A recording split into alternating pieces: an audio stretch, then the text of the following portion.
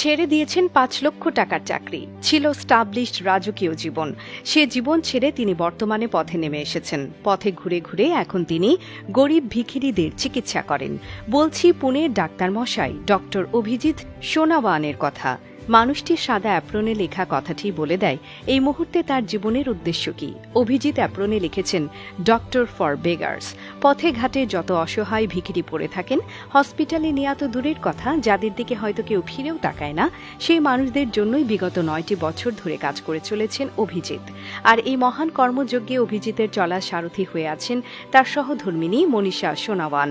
আর সবচেয়ে দারুণ ব্যাপারটি হল, পেশায় অভিজিতের স্ত্রীও একজন স্বনামধন্য চিকিৎসক।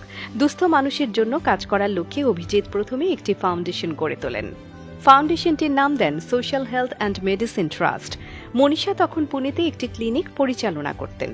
ধীরে ধীরে তিনিও যুক্ত হন স্বামীর এই দাতব্য প্রতিষ্ঠানটিতে। ডক্টর সোনাওয়ান রোগী দেখেন সোম থেকে শনিবার। তবে সে রোগী দেখা কিন্তু কোনো চেম্বারে বসে নয়। ওষুধপত্র আর যাবতীয় সব উপকরণ নিয়ে সোনাওয়ান বেরিয়ে পড়েন তার মোটর বাইকে চড়ে।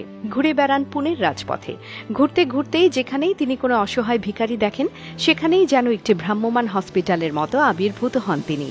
বলার অপেক্ষা রাখে না, ওই শহরের সব ভিখিরিদের কাছে ডক্টর সোনাওয়ান এখন দেবদূতের মতোই একজন।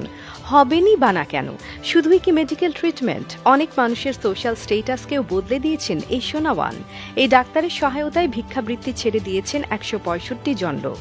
তারা অনেকেই এখন উদ্যোক্তা হিসেবে কাজ করে চলেছেন। কেউ করছেন সবজি ব্যবসা, আবার কেউ খুলে বসেছেন সেলুন। যেসব ভিখিরিদের চলতে ফিরতে সমস্যা, তাদের জন্য অভিজিৎ বাবু দিয়েছেন ওজন মাপার মেশিন। পথের ধারে বসে মানুষের ওজন মেপে খুব সহজেই যেন তারা উপার্জন করতে পারেন। দুস্থ মেয়েদের জন্য সেলাই মেশিন দিয়েছেন, যেন ঘরে বসে সংসার সামলিয়ে তারা টাকা উপার্জন করতে পারে। বড়রাই শুধু নয়, ছোট ছোট ভিখিরি ছেলে মেয়েদের কথাও কিন্তু ভুলে যাননি এই ডাক্তার। অভিজিতের সোশ্যাল হেলথ অ্যান্ড মেডিসিন ট্রাস্টের অধীনে লেখাপড়া করছে বর্তমানে প্রায় অর্ধশত শিশু। এই মানুষগুলোর অনেকে তো বলেন জীবনের প্রতি তাদের দৃষ্টিভঙ্গি বদলে দিয়েছেন এই ডাক্তারবাবু। ছাত্র জীবনে চরম মেধাবী ছিলেন অভিজিৎ। খুব সহজেই পারতেন বন্ধুদের মতো প্রাসাদসম বাড়িতে থেকে বিলাসী একটি জীবন কাটিয়ে দিতে। কিন্তু এসবের মোহ ছেড়ে কোটি টাকার গাড়িতে না চেপে অভিজিৎ বেরিয়ে পড়ছেন ছোট বাইকটি নিয়ে। আর এর পেছনে আছে অভিজিতের বাবার বলে যাওয়া কিছু কথা। ডাক্তারবাবুর শৈশবও কেটেছে এমন দারিদ্রতার মাঝেই। দারিদ্র কি ভীষণ কষ্টের হতে পারে, সে বিষয়টি মর্মে মর্মে অনুভব করেন অভিজিৎ। মেধার জোরে খুব কষ্ট করে ডাক্তার হয়ে উঠেছেন। প্রথম একটি চেম্বার দেবারও পয়সা ছিল না তার। মানুষের দ্বারে দ্বারে ঘুরে রোগী খুঁজে বেড়াতেন সারা দিনভর। কোনোদিন কোনো রোগী পেয়ে গেলে সম্মানী নিতেন মাত্র ৫ টাকা করে।